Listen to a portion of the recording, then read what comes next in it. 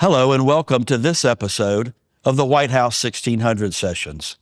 I'm Stuart McLaurin, president of the White House Historical Association. There's an old saying, a picture is worth 1,000 words. And by that count, our guest today is a masterful storyteller. Artist Peter Waddell is an extraordinary painter whose work is a window into America's history. His paintings entertain and educate, and they transport us as viewers and students to another time and another place in American history. Peter is originally from New Zealand, where he got his start as an artist. For several decades, he has been a practitioner and a teacher, working on collaborative projects with historic sites such as Mount Vernon and the U.S. Capitol, and of course with us here at the White House Historical Association.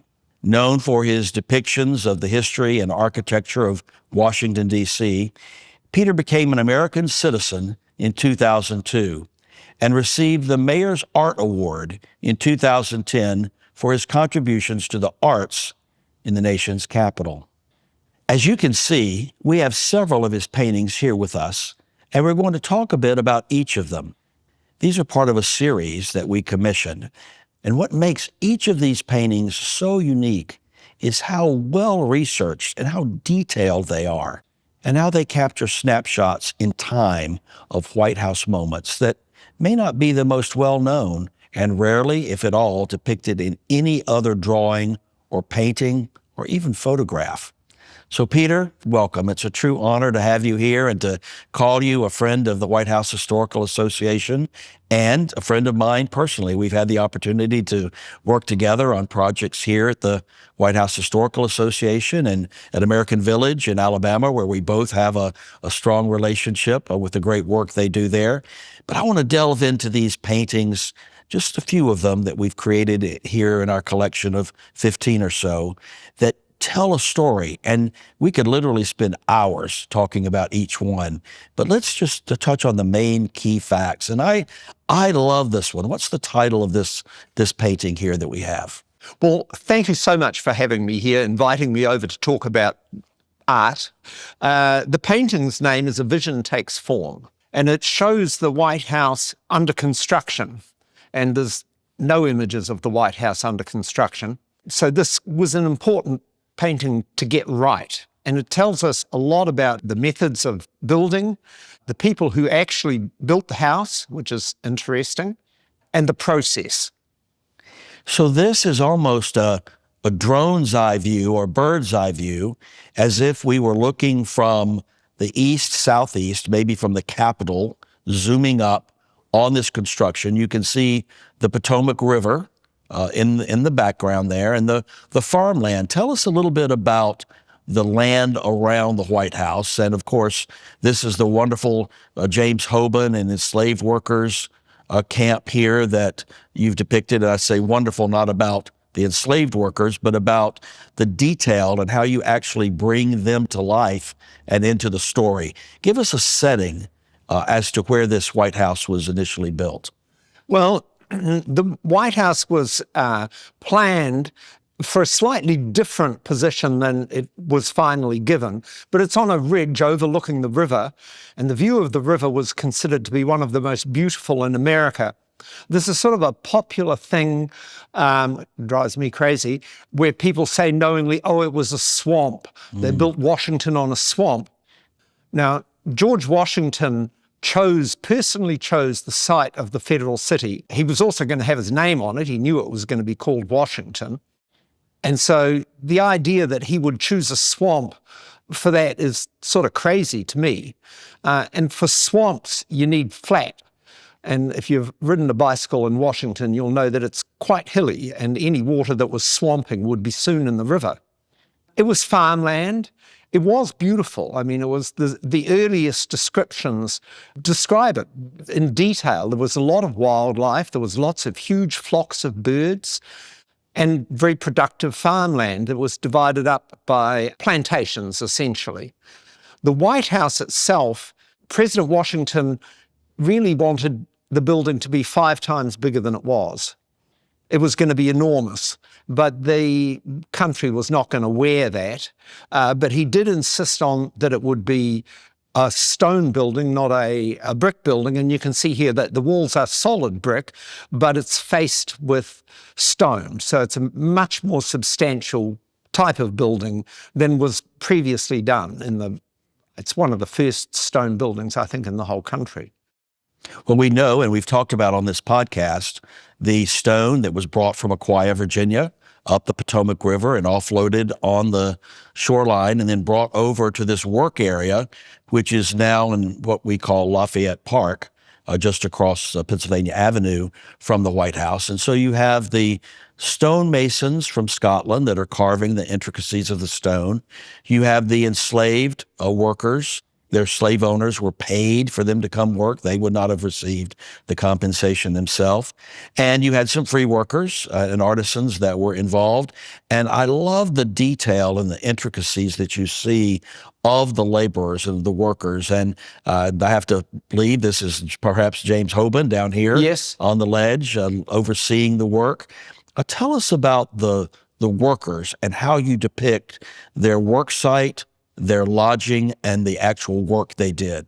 There was a strange coincidence. At the time I started this painting, there's a place in Maryland called Historic St. Mary's City, and they had decided there to make an exact copy of a church, and they spent enormous amount of time on accuracy. It was beneficial to me because, for instance, the mixing of the plaster in these half barrels, the way they're organized, so propped up on bricks, the little wheelbarrows, all the details of the work are all based on actual what people did when they reconstructed Historic St. Mary's. It's a very cool church. Lafayette Square was part of the industry of building the White House. The clay was mined on the site, then it was fired, and you can see the big kiln there on the right-hand side of the canvas with smoke billowing out the top. And guys working, if you get up close enough, there's guys working on the carving, the details, the flowers and the capitals and things. There's a big shed in the middle of what's now the square, and that was not just the builder's shed, but it also operated as the first Masonic lodge in Washington, Federal Lodge Number 1, which is still going today. And also they had church services there. Well, we know that the Irish, which were Roman Catholic, and Hoban was Catholic, they started their worship there, and that led to Hoban building St. Patrick's Church, the first church in the federal city. And then the Church of Scotland, the Scottish stonemason workers, began worshiping there, and that has evolved to be New York Avenue Presbyterian Church and National Presbyterian Church. So the worship that began there in this little community is still represented today in these great churches of Washington. So it's amazing that the history that we see depicted in this painting has sprung to life in the world that still is around us today, beyond just the White House. That's one of the things about Washington that's so cool, is that if you know what happened at the beginning, you got a lot more idea of what's happening now. Everything that's happening now, everything that's happened since I've lived in Washington is in some way prefigured by what happened in the first 50 years and maybe even the first 5 years. It set a course for how things were going to be done, and we're still doing them. Well, the wonderful thing about your work and your skill, coupled with our mission, is think of the thousands of people that drive by that building every day and, oh, that's the White House, or they see it on television, the millions of people. But here you bring it to life and you tell the story of the people who built it and how it came to be. Here, this brick stone building built on farmland, here is 225 plus years later, the symbol of American freedom and democracy to the entire world. Part of the reason you came from New Zealand to America. Absolutely. Absolutely. How did you become a painter?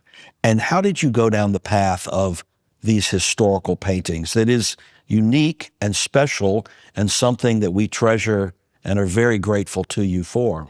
I was interested in painting from the youngest age, and I was encouraged to paint. And, you know, they used to have competitions and things for kids when I was little, and I won competitions. But I was a very different sort of artist when I set out professionally to paint than I am now. I was more an expressionist, almost a fauve, big brushes, bright colours. I guess I'd become more interested in representing architecture. And also I'd learned these are very complex paintings to draw, to conceive, to draw, much less to paint. If you get up close and see how many thousands and thousands of bricks I painted.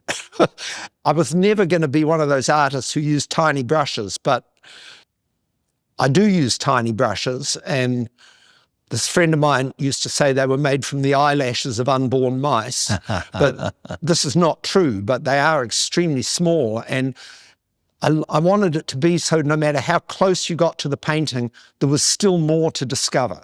Tell us about how you conceptualize a painting, how you research it, and then bring it to life. Do you have this entire vision when you look at a blank canvas? It starts with drawing, and even before that, a vision comes to me. It sort of sounds cracked, but it does, you know. I just sort of know what it is that I'm going to do. I had the sense, you were right about that, like a bird's eye view, an aerial view. I knew that I wanted to be above where nobody had been. There was no balloons. And I actually, when I was conceiving this painting, I thought of having a balloon, it being seen from a balloon, but there weren't any balloons launched until much later, unfortunately, so the balloon was out. The key with these paintings, well, there was two things. They're having a fantastic client like the White House Historical Association, and their infinite patience with how long this project took. And the other was the absolute necessity of things being accurate. And the association set up a little committee who were going to advise me, who did advise me, and every month or two they would gather in my studio, and Bill Allman and Betty Monkman were on that, plus Rachel Penman. She and other researchers mined for minute stuff. Just I would call or send an email, say, do we know exactly how did they have the stone outside the house? How were they carrying them about? Well, they lay straw down and they didn't, et cetera, et cetera, et cetera. So it's a combination of things. It's my vision, but it couldn't be made to this degree of reality without a million questions being answered. And that's one of the values of the painting. It encapsulates, this would be like a 20-volume book if I'd had to write down. Yes. One of the things I love about your works, Peter, is as we sit here and appreciate it visually, I can almost hear these workers. You hear the noise and the sounds of the cart and the hammers and the nails and the water and the stone, and it just really comes to life. And you feel like you're a part of what is happening in this canvas. Well, I couldn't wish for more than that. That would be considered a success. Well, you're a wonderful gift to our mission, and this is one example of the many gifts that you have given us in telling the stories that we can tell verbally, but as I said in my opening, a picture can be worth 1,000 words or more.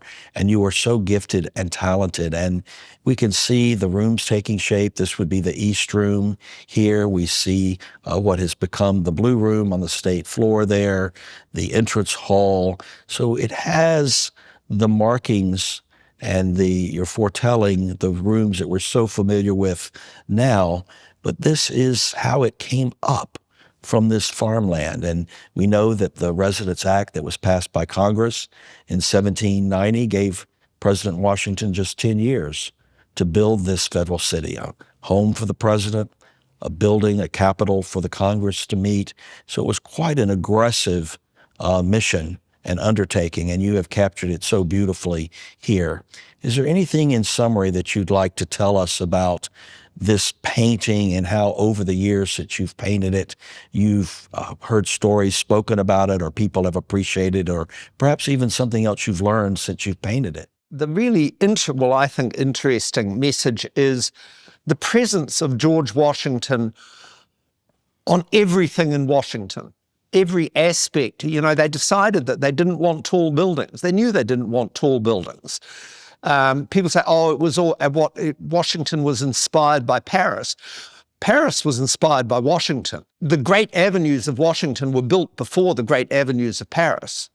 And wherever you are in Washington, chances are George Washington was there before you. And I often stand and look around and I think, now, what did this look like? And there's enough there to actually construct it, to have a good idea of what it looked like. We're in their footsteps. Ironically, George Washington selected this plot of land, hired the young Irish immigrant designer and builder James Hoban, and yet he's our only American president who did not live in this house.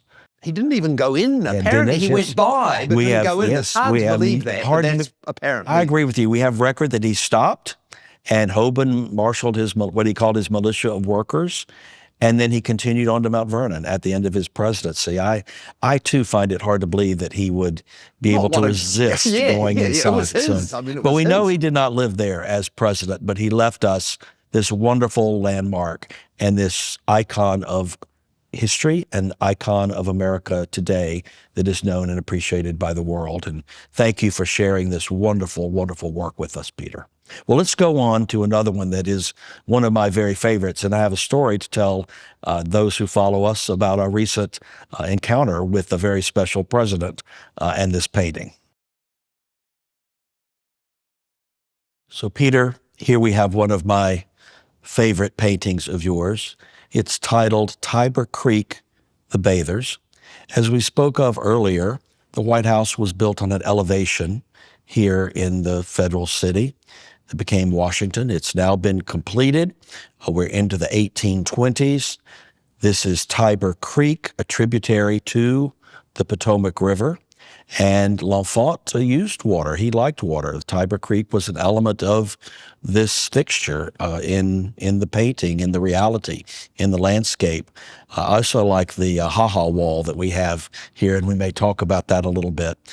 But this is one of about 15 paintings that the White House Historical Association commissioned. And in our role to teach and to tell the stories of the White House and its history, we don't have photographs or real-life images of the time in which these things occurred.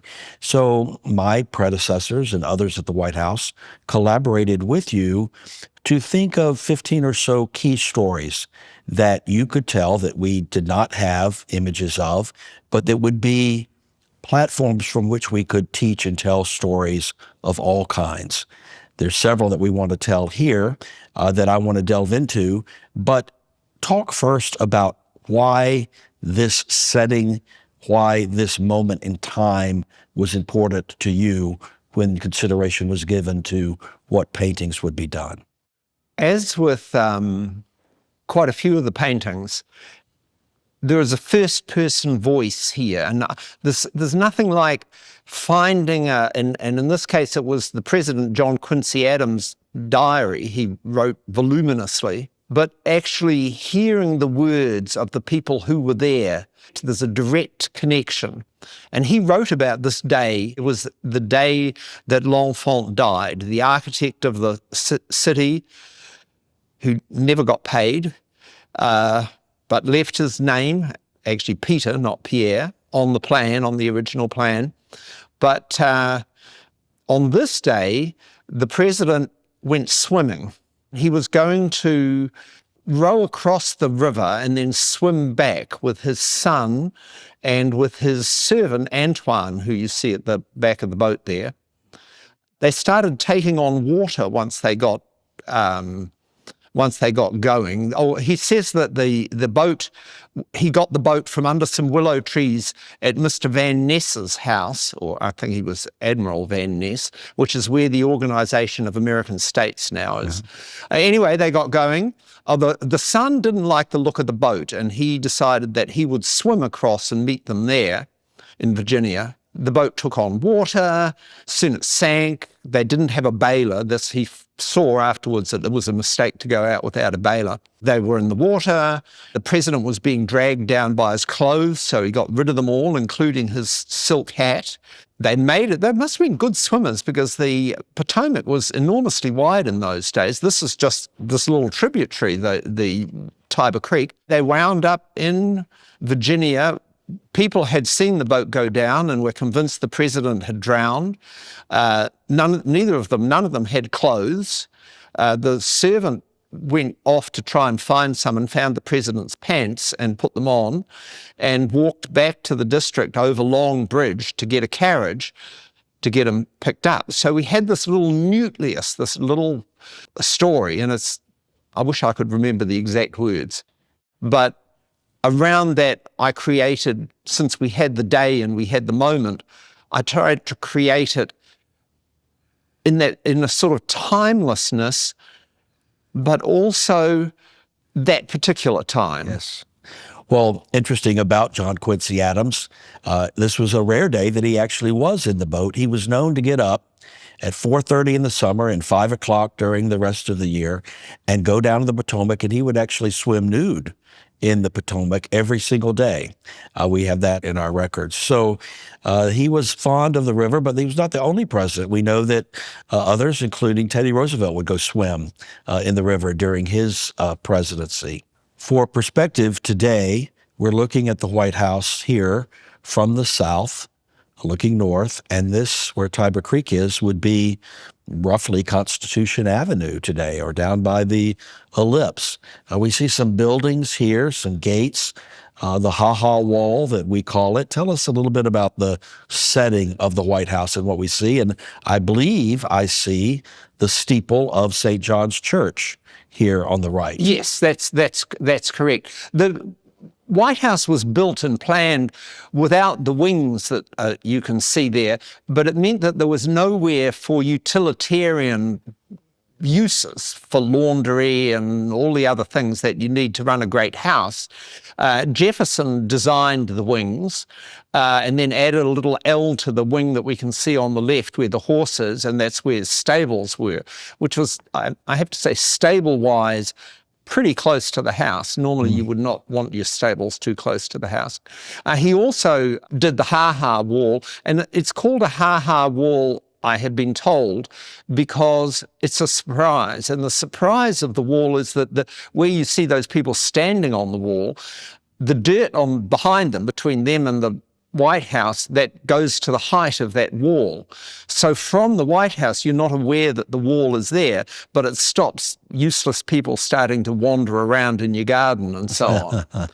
We see the animals. We have a cow here that was working. We've recently done an issue of our quarterly magazine on working animals around the White House. And so there would have been animals that helped service the White House at that time, in addition to the workers you see down here. What is this building over to the right, this red brick building? Oh, that's the State Department. And St. John's Church, of course, is across the Lafayette Park from the White House today, and was built right about the same time as the White House was being rebuilt after the fire in the War of 1812. I love the fact that you have put so many, the waterfowl, the birds. Tell us how about your research into this variety of wildlife that we see depicted here along Tiber Creek. People took an interest in the wildlife of Washington right from the start and wrote about it and made lists of things that grew and lived around. So, and if you get close enough in the foreground, you'll see there's a toad down there. There were a lot of different birds. The birds in the tree in the center, the pollarded willow, those are Carolina parakeets, and they were the United States' only parrot that was distinct. And they were friendly little birds, but shooting was a big hobby in those days, and they were all shot. There were lots of animals just wandering around loose in Washington and in other cities. There's dogs everywhere, but there's also pigs and there's complaints when they were putting the new dome on the Capitol because the pigs would rub themselves on the pieces of metal which had been painted and rub the paint off. They would have to repaint them. So there's a lot of correspondence on the subject of pigs. We have a wonderful story that you and I experienced related to this painting. This was a favorite of First Lady Laura Bush, and we were honored to loan this painting to her for the Bush Library in Dallas. And very recently, a member of our board of directors, Anita McBride, who had been Mrs. Bush's chief of staff at the White House, Anita and her husband Tim, commissioned a duplicate to be painted of this painting. And you and I had the privilege of going with Tim and Anita to Dallas and presenting it to President and Mrs. Bush and having a wonderful lunch with them. And at that time, the rest of us were like witnesses to this bilateral conversation that you and President Bush were having about painting. As you know, he's taken up painting. He's a good painter. He was very interested in your beginnings. Tell us a little bit about what that conversation was like with President Bush on painting.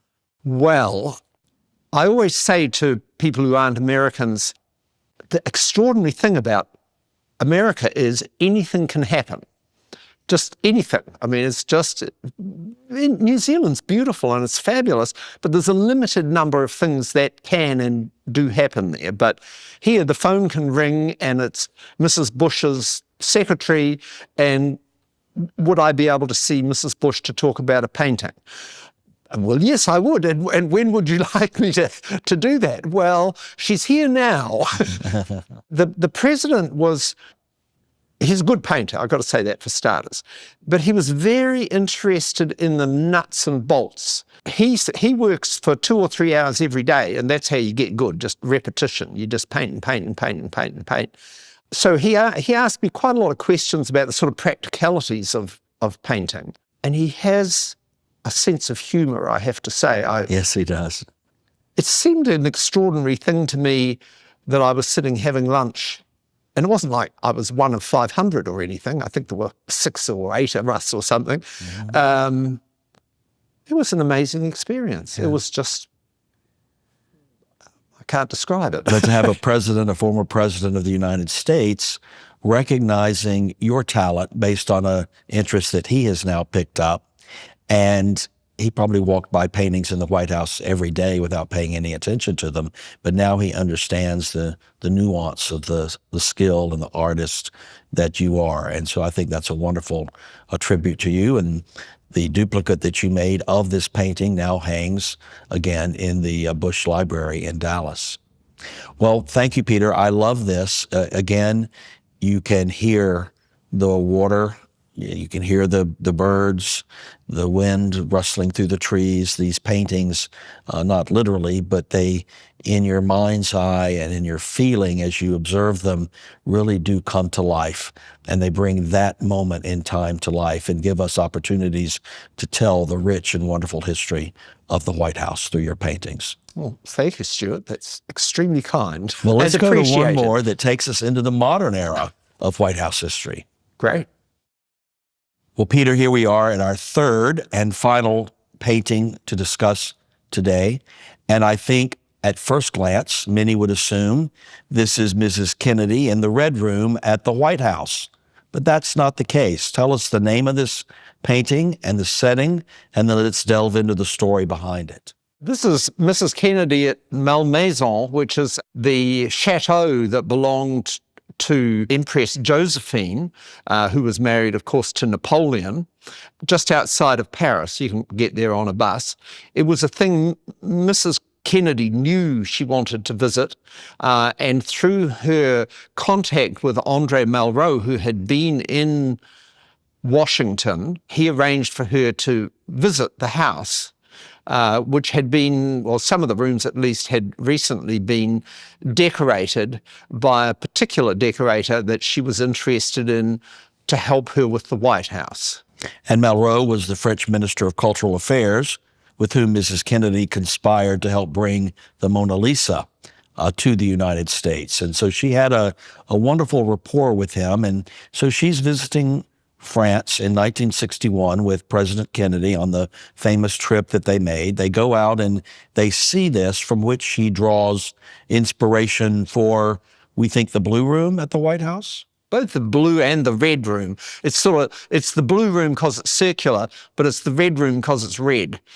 And I think that, there's nothing nefarious here, but people were anxious. They knew this gigantic work was taking place on the White House, but it seemed as though all the designers and everything was all American, and to play down this Francophile thing.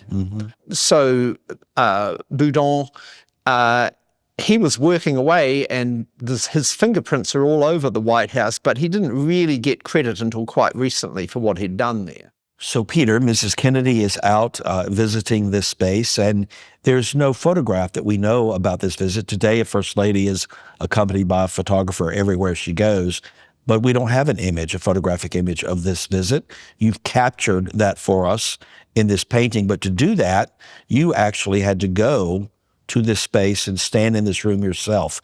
When you're there, tell us what you are thinking and feeling standing in this exact same space that you later depicted in a painting. That's a good question. I can still remember it. I can still remember arriving and it hadn't opened, and then there was a question about whether they were opening that day or not, but then they did open. But once I went into the house, it was a sort of a miraculous thing, and I don't want to overdo it, but I could certainly immediately see the fingerprints of this on the White House, and her, by her I mean Mrs. Kennedy, not the Empress Josephine, although there were some similarities. I just knew she had been there, and somehow she'd left something there. It's not, she wasn't an empress, and she was a very private person, but the imprint is there. Well, thank you for sharing that very personal moment with us. I think the personal stories that are attached to all of the things that we feel, and even when we go to the White House today, you feel the sense of the presence of all that has happened there before, all the people who have walked those halls, the decisions that have been made, the events that have been held. And I can certainly understand how you would see and feel similar feelings when you're visited there in Paris. Well, the French influence on the interiors of the White House go back to the very beginning. These were not brought to the White House by Mrs. Kennedy, but she had her own strong interest in passion and things French. And I think she brought that to bear on a house that had already had the historic influence of France in the rooms and in the furnishings of the house. You depict her here in an outfit where we immediately recognize her as Jackie Kennedy. How did you choose this, and is this actually what we believe that she wore on that day? Yes, this is what she wore on that particular day. One thing, when you're dealing with presidents' wives, what they do is minutely recorded. And so you can find out, if you want to know what was worn on a particular day, chances are you'll be able to find out what it was. She's got a little alligator handbag there. You can see the texture of the dress is sort of slightly rough. She's got a beautiful little Tiffany brooch. It's minuscule in the painting, requiring a good close-up. And also, I hadn't seen this painting for a little while, and I was looking at it and criticising my own work, as I always do. But I have to say, there's some very fine brushwork in this painting, minuscule, including all the little bits of the texture of the dresses. A lot of fun. That's true. And again, I can almost hear the wind coming in through the open windows, the click of her heels against the parquet wooden floor, the feeling of being in France and her excitement of being there. It was a wonderful moment in that presidency, and there's the famous quote by President Kennedy at the end of the trip of, "I'm the man who accompanied Jackie Kennedy to Paris." Right. And I think she probably took great pride in that, as I think she would have, knowing that you had captured this moment. And so many things influence the White House that don't happen inside the building itself. So I love the fact that you took this moment of inspiration to her personally that happened in France, but yet led to an influence on what she did in the White House itself. That's true. And one of the, I was just thinking about the Frenchness at the big gold chairs. When you go to the White House, I mean, if you go on a public tour, you stand behind the rope and everything. But if you're lucky enough to be invited to an event at the White House, you get to sit in the furniture. And there's these chairs that were, I think Monroe bought them, and you can sit in the chairs that Monroe sat in. That's right. It's an amazing, it's like it's a museum, but it doesn't fit. It's also a home, and it's a whole lot of things, the You're White House. exactly right, Peter. We do know the White House is an accredited museum, but it's the home to a president and their family, an office to the president and their staff, and really a ceremonial stage upon which our nation receives our most important visitors. Now that's good, because I've often thought of the first ladies as sort of stage makers. I feel that the first ladies set a stage for their husband's term in office, and they take it very seriously because that's how their husband is going to be seen. Mrs. Kennedy really understood how to make a stage, how to set a stage. Everyone does something special when they're there. That's right. But she set a standard that's very difficult to... Well, and I think we know, and we've both benefited from the standard that she set by creating the White House Historical Association, that every presidency has benefited from what she did at this young age. She's standing here in Paris in this very historic setting. She's in her early 30s as First Lady of the United States. And yet what she captures in this room, what she then brings back and puts in place in the White House, and then creates the association to make these things possible on behalf of the American people for generations to come, was an amazing gift that she gave this nation as First Lady. And I think if I could meet anyone in White House history because of our personal connection to Mrs. Kennedy, I think she'd be the one that I would want to meet first. And I'd love to just spend a day with her reflecting on moments like this. What did she feel when she walked into this room? What connected with her about this space that she then brought back to the White House? That would be an interesting question. If you do get that chance of that conversation, I want to be there to I'll listen. bring you along with me. Yeah. Well, Peter, thank you for delving with me into these wonderful stories of White House history. Your talent is amazing. Your gift to the country and to the history and the stories that we tell is remarkable. So thank you so much. And if you'd like to learn more about these paintings, they're online at the White House Historical Association website, whitehousehistory.org. Thank you so much for joining this episode of the White House 1600 Sessions, where we unpack the stories of the White House and its history. Today, we've been talking with Peter Waddell, renowned historian and artist, and the depiction of the White House through his marvelous works of art. Thank you for being with us. And thank you, Peter, for your time today. Thank you, Stuart.